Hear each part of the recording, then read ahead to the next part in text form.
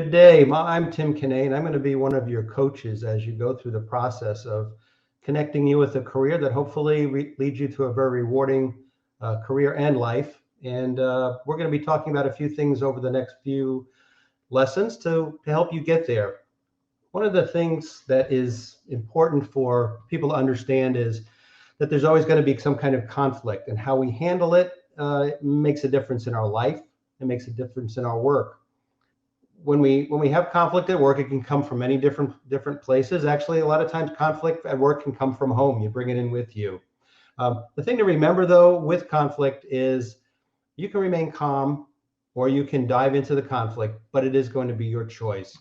I'm going to share with you a couple of hints today that are going to help you hopefully learn how to deal with that and learn how to deal with it effectively, and also to be able to identify and help other people get through a conflict and get to a more productive environment.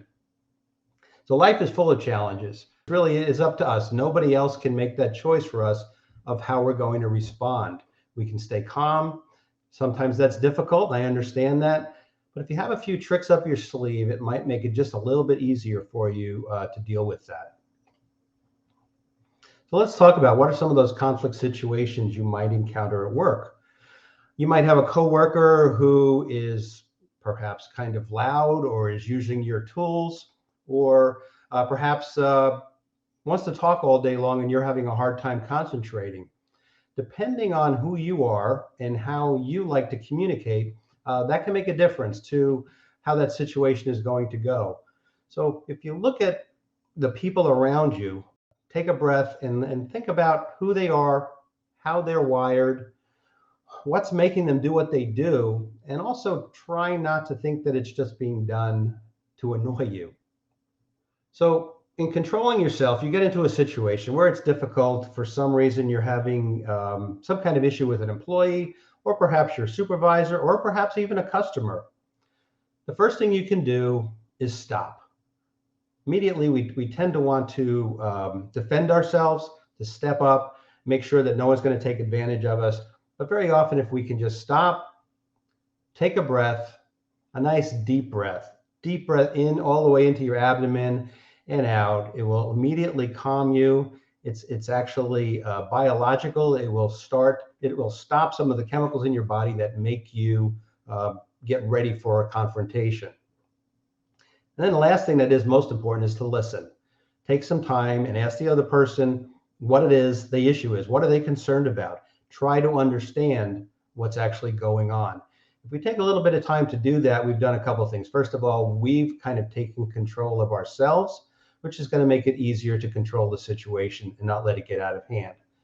And also by listening, we might hear what the real problem is, as opposed to the one that first surfaced or the one that we're all reacting to.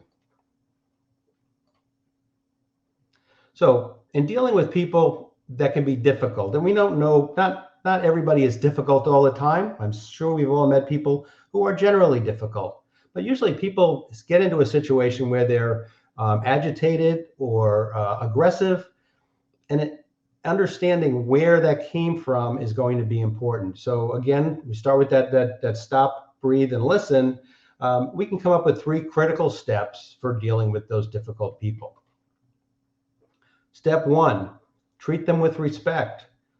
Stop and not think that they're attacking, that they're not an adversary, that they're simply someone we're having a conversation with.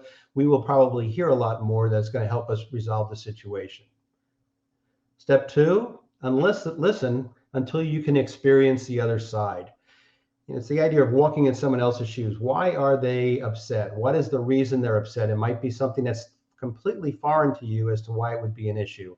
And usually if we stop and spend a little time with them and understand it, try to understand their side, very often we can resolve the situation right then.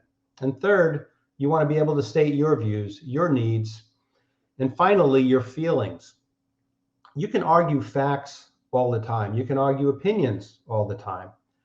But really, nobody can argue that what you're feeling at a specific point in time. One person might be feeling angry, the other one might be feeling threatened. One might be uncomfortable or unsure, and the other one is just frustrated because something's not getting done. So understanding what those different feelings are is going to make it easier to address it. It also gives you the ability to say you're absolutely right about it because it's your feeling. Nobody else can tell you what that feeling is that you're having. So now there's 5 styles of handling conflict because people are different and they react in different ways. So collaborating is going to be, how can we work together to fix this issue or to come to a common ground?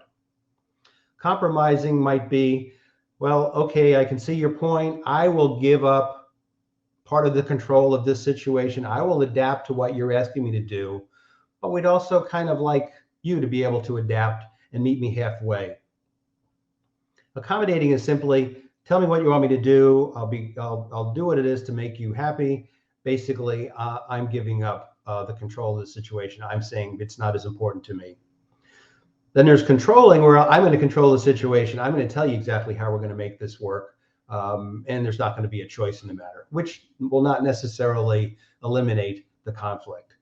And the 5th way is avoiding, where you just kind of go, you know what, I can't get along with that person. I'm not going to get in that situation. I'm going to go out of my way to avoid it. So I'm going to put myself out so that we don't have to be in that situation.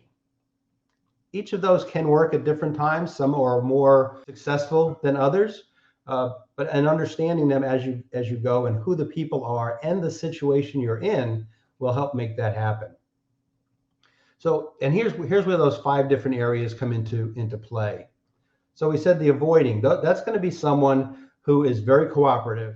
They're going to be someone who likes to kind of stay in the background. They're going to say, I'm comfortable doing that. I'm just not going to be involved in it. I'm going to stay away from it. I'm just going to acquiesce to other people.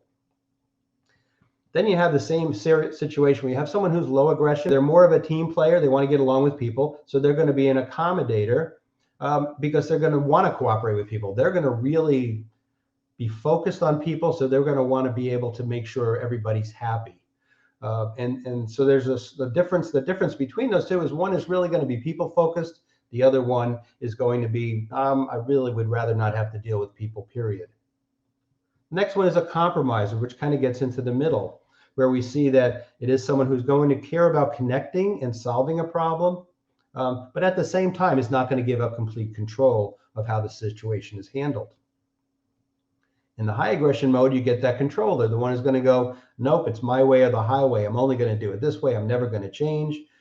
You're going to have to adapt to me or else we're just not going to get along. The last area is the collaborator, where you can say, okay, I have a strong will. I've got a good opinion of where we should be going, how we should do this. But at the same time, I want to make sure I'm not going there by myself and I'm going to bring other people along. So I'm going to look at the big picture and say, is there a win-win here for everybody? Is there a way that everybody can feel comfortable and can make this happen? It takes a lot more work. It takes a lot more time. But people who can work as collaborators are going to be the most successful, because that means they can adapt to almost any situation.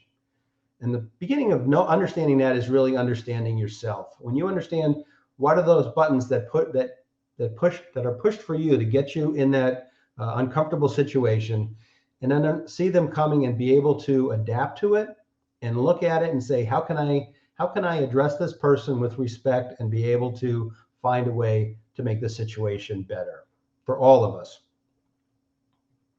So how do we do that?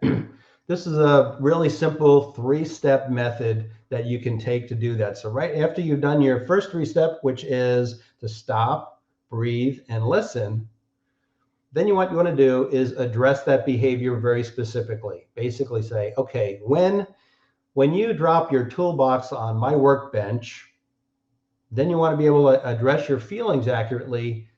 I feel like my space is violated and I can't get my work done, so I'm a little frustrated.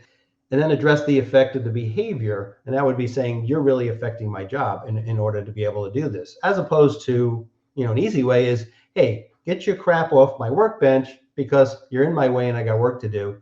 There is a better way to do it. So hopefully that gave you a few quick tips. Conflicts are important to be able to identify and to avoid. We've all seen that very often people can get, conflicts can build up out of hand because people stop listening and stop talking with each other. If you find that happening, go back to the first clue that I gave you was just to stop, pull yourself back and take a breath, and then appreciate that person for who they are and be able to listen to what their concerns are and hopefully go into it with the aim of not just defending yourself, but creating a situation where everybody's going to be able to get along. Thank you for listening today.